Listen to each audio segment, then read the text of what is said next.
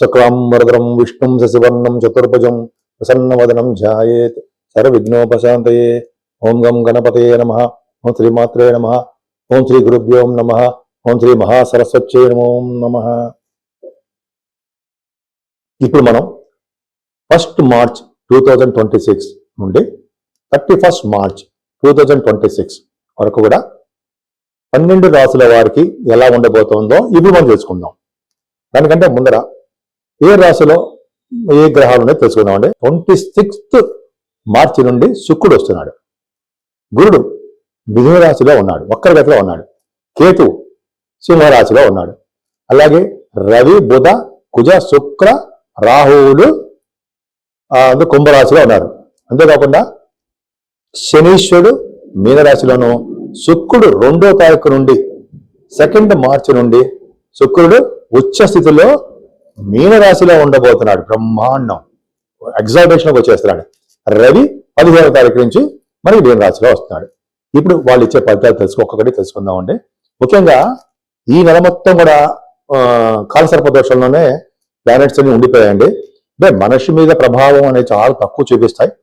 ఇంతకుముందు చెప్పినట్టుగానే మన దేశాల మీద చూపిస్తాయి తప్ప, రాజకీయ నాయకుల మీద, మంత్రుల మీద చూపిస్తాయి తప్ప గ్రహాల ప్రభావం, కాలసర్పదోషం అనేది చాలా తక్కువగా మనిషి మీద ప్రభావం చూపిస్తుంది. ఇప్పుడు మనం తెలుసుకుందాం. తులారాశి. తులారాశి వారికి గురు ప్రభావం మీద ఎక్కువ ఉందండి. కాబట్టి సేఫ్. మీకు ఉద్యోగం పోతుందనో లేకపోతే ఉద్యోగం భయమనో అది ఏదైనా ఎటువంటి సంకటాలు లేకుండా గురుడు కాపాడుతూ ఉంటాడు.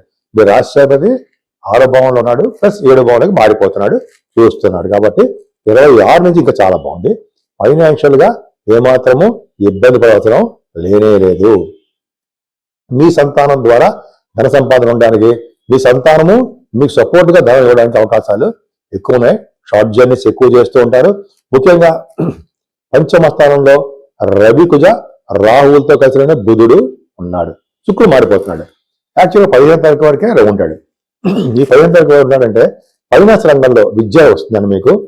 అంతేకాకుండా మీకు కుజుడు కూడా పంచమ స్థానంలోనూ ఉండడం వలన, రవి, కుజ, రాహులు ఉండడం వలన కొంతమందికి పొలిటికల్ రంగంలో ప్రమోషన్ అంటే వాళ్ళకి పనులు రావడానికి అవకాశం ఉంది, వస్తాయి. పంచమ స్థానంలో బాగుంది.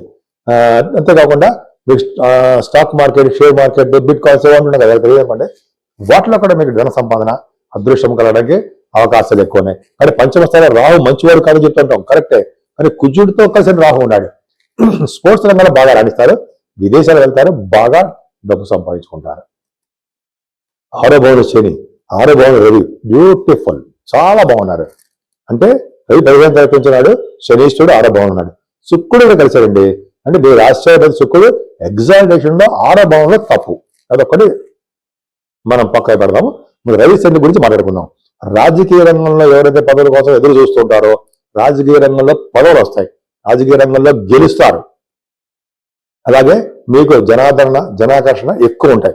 అంతేకాదండి, మీరు రవి గురించి శని వలన ప్రభుత్వ రంగ సంస్థలో లేడీస్ కూడా చెప్తున్నానండి, మీరు ఉద్యోగాల కోసం ట్రై చేస్తున్నా, ఇంటర్వ్యూస్కి వెళ్తున్నా గెలుస్తారు.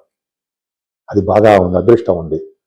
ఎందుకంటే ఇంకా చెప్పాలంటే మీ 6వ భావం బాగుండడం వలన మీ మేనమావులు బాగుండడము, సేవకాజనం ఉండడము, లా రిలేటెడ్ కోర్టు సంబంధించిన వ్యవహారాల్లో మీకు ఫేవరబుల్గా రావడము, ధర్మబద్ధంగా ఉండడము జరుగుతుంది. శుక్రుడు కూడా 26వ తారీఖు నుంచి వస్తాడు కాబట్టి శుభకార్యాలు, ధర్మకార్యాలు, వివాహాది వేడుకలు, భార్యాభర్తల యొక్క సంయోగము అంటే కలిసి ఉండడము బాగున్నాయి. భాగ్యస్థానంలో గురుడు వలన ముఖ్యంగా వేదశాస్త్రంలో ఉన్న వారికి, ఆగమ శాస్త్రంలో పండితులకి ధనాదాయం బాగుంటుంది, అదృష్టం బాగుంటుంది. ఫారిన్ కంట్రీస్ వెళ్తారు, అందరూ కూడా ఫారిన్ కంట్రీస్ ఉన్నతమైన విద్య రీచి వెళ్తారు. సాహిత్య రంగంలో బాగా డబ్బు సంపాదించుకుని మీరు కూడా విదేశాలు వెళ్ళడానికి అవకాశం ఉంది. తీర్థయాత్రలు చేస్తారు, గురువుగారిని కలుస్తుంటారు, పీఠాధిపతులను కలుస్తుంటారు. న్యాయపరమైన, చట్టపరమైనటువంటి వాటిల్లో మీరు ఉండడం అంటే లాయర్స్ గా, అడ్వకేట్స్ గా బాగా నేమ్ అండ్ ఫేమ్ వస్తుంది. లాభంలో ఉన్నట్టు కేతు కూడా అంటే మీకు మీరు చేస్తున్న వృత్తిపరంగా కూడా ఏమాత్రం ఇబ్బంది ఉండదండి, సక్సెస్ అవుతూ ఉంటారు. ఎక్కువ తరచూ ఉద్యోగాలు మారదాం అనుకుంటూ ఉంటారు. ఇంకా కేతు ప్రభావం వల్ల కూడా మీకు రియల్ ఎస్టేట్ రంగంలో బాగా కలిసి వస్తుందంటే అద్భుతంగా ఉంది. మీకు లాభాలు రావడానికి అవకాశం ఎక్కువ. సినిమా రంగంలోనూ అలాగే రియల్ ఎస్టేట్ రంగంలోనూ మీ ఏ వ్యాపారం చేస్తున్న వ్యాపార రంగంలో ధనాదాయము నువ్వు ఊహించని దానికంటే ఎక్కువ డబ్బులు రావడానికి ఎక్కువ అవకాశాలు ఉన్నాయి. 12 రాశుల వారికి చిన్న సూచన ఏంటంటే, మేషం నుంచి మీనరాశి వారి వరకు కూడా మీరు మీ జాతకాలు చూపించుకోదలుచుకుంటే మీకు ముందుగా మీ date of birth, time of birth, place of birth 3 ఉండాలండి. నేను ఆది ఆస్ట్రాలజీ నుంచి చెప్తున్నాను. మన ఆది ఆస్ట్రాలజీనే చూస్తూ ఉంటాము, వేరే వాళ్ళు ఎవరు చూడరు, నేనే చూస్తుంటాను. ఆల్మోస్ట్ 35 సంవత్సరాల అనుభవం కూడా ఉంది నాకు ఆస్ట్రాలజీలో. 2000 ఇయర్లో ఎంఏ ఆస్ట్రాలజీ చేశాను. దానికంటే 2000 ఇయర్లో 26 ఇయర్స్ అయింది. అంతకంటే ముందర 10 ఇయర్స్ నుంచి 1990 నుంచి కూడా నేను ఆస్ట్రాలజీ అండ్ నేను professionally cost accounts officer, government organisation చేశాను. గవర్నమెంట్ ఆర్గనైజేషన్లో సింగరేణి కాలేజ్లో చేశాను. సరే పక్క పెడదాం. సో ఈ అంత అనుభవం ఉంది కాబట్టి కొద్ది గొప్ప చెప్పగలను అని అనుకుంటాను. చెప్తాను కూడా, చెప్పిన కూడా చాలా జరిగాయి.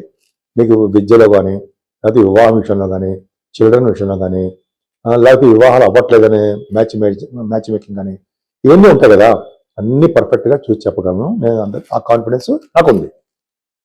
అంతేకాకుండా వాస్తు సంబంధించిన విషయాల్లో కూడా మీకు ఏమాత్రం డౌట్ ఉన్నా నన్ను కన్సల్ట్ చేస్తే నేను చెప్తాను. లేకపోతే మీరు వాట్సాప్లో మెసేజ్ పెట్టండి. షూటింగ్లో ఉంటే మనం చెప్పలేకపోవచ్చు, తప్పకుండా మీకు చెప్తాను. అంతేకాకుండా 12 రాశుల వారికి పరిష్కార మార్గాలు చెప్దామండి. ఎందుకంటే 12 రాశుల వారికి కూడా అంత అద్భుతంగా ఉండదు. ఎందుకంటే కాలసర్పదోషంలో ప్లానెట్స్ అన్నీ ఉన్నాయి. అంటే మనకి నెగిటివ్ ఎనర్జీ వస్తుందా అంటే నెగిటివ్ తక్కువ ఉంటుంది.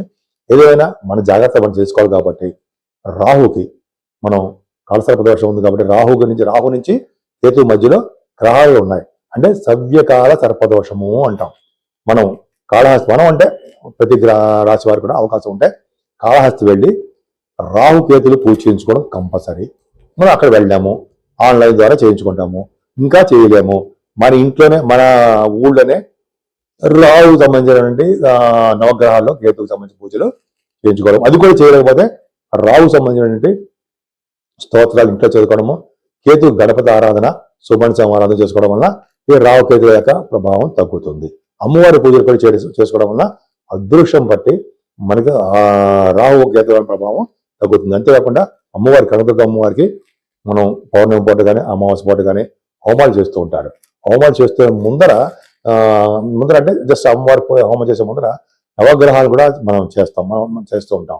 సో నవగ్రహాలు చేయడం వల్ల ప్లస్ అమ్మవారికి హోమాలు చేయడం వల్ల చండీ హోమం ఈ 12 రాశుల వారికి నవగ్రహాల వల్ల వచ్చే దోషాలు చాలా మటుకు తగ్గుముఖం పడడానికి అవకాశాలు ఎక్కువ ఉన్నాయి. అంతేకాదండి, శనీశ్వరుడు కూడా మనం చెప్తూ ఉంటాం కదా, శనీశ్వరుడు దోషం కూడా చాలా ఉంటుంది. అష్టమ శని దోషము, అర్ధాష్టమ శని దోషము, ఏలినాటి శని ప్రభావం అంటూ ఉంటాం. సో ఈ మీకు రాశులు తెలుసు ఎవరెవరికి ఏమున్నాయో.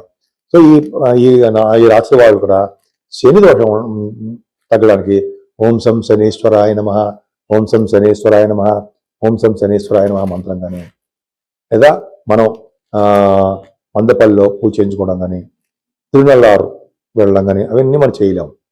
మన ఊళ్ళోనే శనీశ్వరుడికి 7 శనివారాలు దండం పెట్టుకోవడం, ఆంజనేయ స్వామి వారి దర్శనం చేసుకోవడం, వెంకటేశ్వర స్వామి వారి అంటే దగ్గర కాదు, ధ్వజస్తంభం కొంచెం దగ్గరలోనే అఖండ దీపారాధన, ఒక పెద్ద ప్రమిదిలో ఒక ఒత్తి వేసి దీపారాధన చేయాలి. ఆ చేసిన పుణ్యం వెంకటేశ్వర స్వామి వారు శనీశ్వరుడికి ట్రాన్స్ఫర్ చేసి మనకు ప్రభావం తగ్గిస్తారని చదివాను ఎక్కడో. అది కరెక్ట్. తర్వాత శివాభిషేకాలు ఎప్పుడూ మర్చిపోకూడదు. శివుడికి అభిషేకం చేసుకోవడం వలన సర్వదోషాలు సర్వ పాపాలు హరిస్తాయని చెప్తూ ఉంటాం మనం. కాబట్టి రాహు వలన, కేతు వలన, అసలు 12 గ్రహాల వలన వచ్చే దోషాలు 12 రాశుల్లో 9 గ్రహాల వల్ల వచ్చే దోషాలు కూడా ఒక్క శివుడు అభిషేకం చేయడం వలన, శివుడికి మారేడుదళం సమర్పించడం వలన, అలాగే పార్వతీ అమ్మవారిని పూజించడం వల్ల కూడా దోషాలన్నీ పరిహారం అవుతాయి అంటే సందేహం లేదు.